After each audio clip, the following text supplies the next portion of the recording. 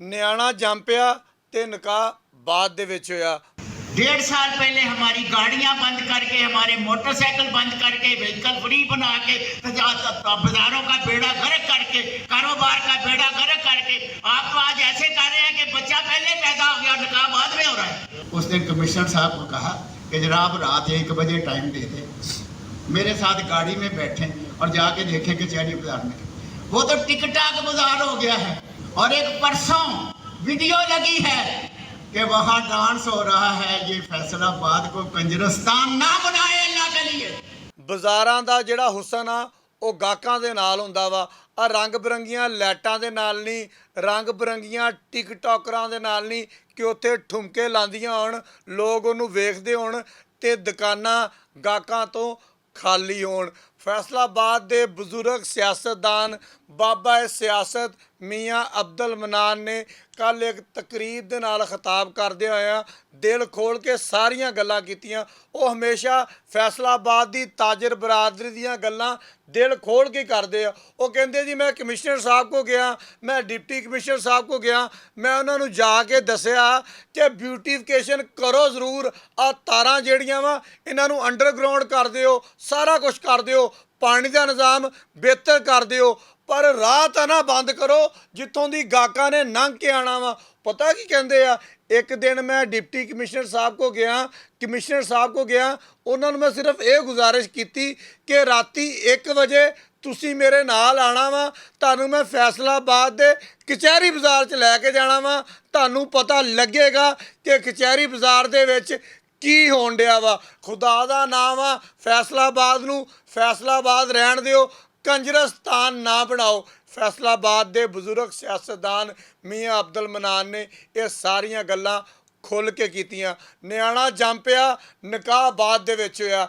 ਇਸ ਗੱਲ ਕਰਨ ਦਾ ਮਕਸਦ ਉਹਨਾਂ ਦਾ ਇਹ ਸੀਗਾ ਕਿ ਤੁਸੀਂ ਕਚਹਿਰੀ ਬਾਜ਼ਾਰ ਨੂੰ ਬਿਊਟੀਫਿਕੇਸ਼ਨ ਦਾ ਨਾਮ ਦੇ ਕੇ ਟ੍ਰੈਫਿਕ ਵਾਸਤੇ ਫਰੀ ਕਰ ਦਿੱਤਾ ਕਿ ਉੱਥੇ ਟ੍ਰੈਫਿਕ ਨਹੀਂ ਆਏਗੀ। ਇਹਦਾ ਬੰਦੋਬਸਤ ਕੀ ਕੀਤਾ ਵਾ?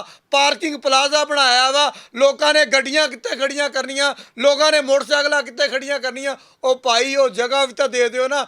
ਤੁਸੀਂ ਕਚਹਿਰੀ ਬਾਜ਼ਾਰ ਨੂੰ ਤਾਂ ਬੰਦ ਕਰਤਾ, ਪਲਾਜ਼ਾ ਤੁਸੀਂ ਇੱਕ ਨਹੀਂ ਬਣਾਇਆ ਤੇ ਐਲਾਨ ਇਹ ਕਰ ਦਿੱਤਾ ਕਿ 1.5 ਸਾਲ 2 ਸਾਲ ਬਾਅਦ ਪਲਾਜ਼ਾ ਬਣੇਗਾ। ਯਾਨੀ ਕਿ ਨਿਆਣਾ ਜੰਮ ਪਿਆ, ਨਿਕਾਹ ਬਾਅਦ ਦੇ ਵਿੱਚ ਹੋਏਗਾ। ਮੀਆਂ ਅਬਦੁਲ ਮਨਾਨ ਨੇ ਪਾਕਿਸਤਾਨ ਮੁਸਲਿਮ ਲੀਗ ਦੀ ਪੰਜਾਬ ਹਕੂਮਤ ਦੇ ਉੱਪਰ ਖੁੱਲ੍ਹ ਕੇ ਤਨਕੀਦ ਕੀਤੀ ਕਿ ਸਾਡੇ ਹੱਥ ਔਰ ਵੱਸ ਦੇ ਵਿੱਚ ਕੱਖ ਨਹੀਂ ਹੈਗਾ, ਸਾਰਾ ਕੁਝ ਬਿਊਰੋਕ੍ਰੇਸੀ ਦੇ ਕੋਲ ਆ। ਬਿਊਰੋਕ੍ਰੇਸੀ ਜੋ ਚਾਹੁੰਦੀ ਆ ਉਹ ਕਰ ਦਿੰਦੀ ਆ।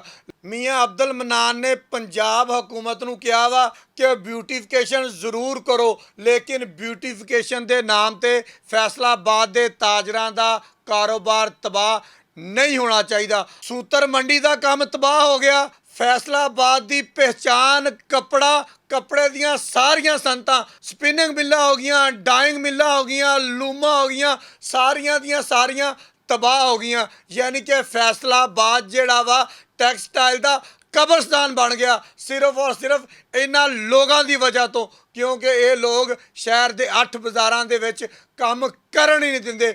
ਜਦੋਂ ਕੋਈ ਗੱਡੀ ਲੈ ਕੇ ਨਹੀਂ ਆ ਸਕਦਾ, ਮੋਟਰਸਾਈਕਲ ਲੈ ਕੇ ਨਹੀਂ ਆ ਸਕਦਾ, ਨਾ ਉਹਨੂੰ ਤੁਸੀਂ ਗੱਡੀ ਖੜੀ ਕਰਨ ਦੀ ਜਗ੍ਹਾ ਦੇ ਰਹੇ ਹੋ, ਨਾ ਉਹਨੂੰ ਤੁਸੀਂ ਮੋਟਰਸਾਈਕਲ ਖੜੀ ਕਰਨ ਦੀ ਜਗ੍ਹਾ ਦੇ ਰਹੇ ਹੋ, ਤੇ ਉਹ ਅੰਦਰ ਆ ਕੇ ਸੌਦਾ ਕਿੱਦਾਂ ਲਏਗਾ? ਲਿਹਾਜ਼ਾ 8 ਬਾਜ਼ਾਰ ਜਿਹੜੇ ਨੇ ਇਹਨਾਂ ਦਾ ਹੁਸਨ ਜਿਹੜਾ ਵਾ ਉਹ ਗਾਹਕਾਂ ਦੇ ਨਾਲ ਆ, ਬਿਊਟੀਫਿਕੇਸ਼ਨ ਦੇ ਨਾਲ ਨਹੀਂ ਹੈਗਾ। ਅਸੀਂ ਵੀ 2 ਦਿਨ ਪਹਿਲੇ ਇੱਕ ਵਲੌਗ ਕੀਤਾ ਸੀ ਜਿਹਦੇ ਵਿੱਚ ਜ਼ਿਲ੍ਹੇ ਇੰਤਜ਼ਾਮੀਆਂ ਨੂੰ ਤੇ ਫੈਸਲਾਬਾਦ ਦੀ ਪੁਲਿਸ ਨੂੰ ਹੱਥ ਜੋੜ ਕੇ ਅਪੀਲ ਕੀਤੀ ਸੀ ਕਿ ਫੈਸਲਾਬਾਦ ਦਾ ਕਚਹਿਰੀ ਬਾਜ਼ਾਰ ਬਾਜ਼ਾਰੇ ਹੁਸਨ ਨਾ ਬਣਾਓ। ਇੱਥੇ ਜਿਹੜੇ ਮਾਮਲਾ ਸ਼ੁਰੂ ਹੋ ਗਏ ਆ ਇਹ ਇੰਤਹਾਈ ਗੰਭੀਰ ਆ। ਲੇਕਿਨ ਮਜਾਲ ਆ ਮੀਆਂ ਮਨਾਨ ਸਾਹਿਬ ਵਾਲੀ ਗੱਲ, ਕਿਸੇ ਦੇ ਕੰਨ ਦੇ ਉੱਤੇ ਜੂੰ ਵੀ ਇੰਜ ਕਰਕੇ ਨੰਗੀ ਹੋਵੇ, ਉਹਨੇ ਕਿਹਾ ਜੀ ਤੁਸੀਂ ਬੋਲੀ ਜਾਓ। ਮੀਆਂ ਸਾਹਿਬ ਨੂੰ ਮੈਂ ਗੁਜ਼ਾਰਿਸ਼ ਕਰਾਂਗਾ, ਮੀਆਂ ਸਾਹਿਬ ਆਪਾਂ ਨੂੰ ਵੀ ਤਕਰੀਬਨ 1.5 ਸਾਲ ਹੋ ਗਏ ਆ ਇਹੀ ਕੰਮ ਕਰਦਿਆਂ ਨੂੰ। ਮੈਨੂੰ ਨਹੀਂ ਲੱਗਦਾ ਕਿ ਇਸ ਮਸ਼ੀਨਰੀ ਦੇ ਹੁੰਦੇ ਆ ਨਾ ਤੁਹਾਡੀ ਤੇ ਨਾ ਸਾਡੀ ਦਾਲ ਗਲਣੀ ਆ। ਬਹੁਤ ਸ਼ੁਕਰੀਆ।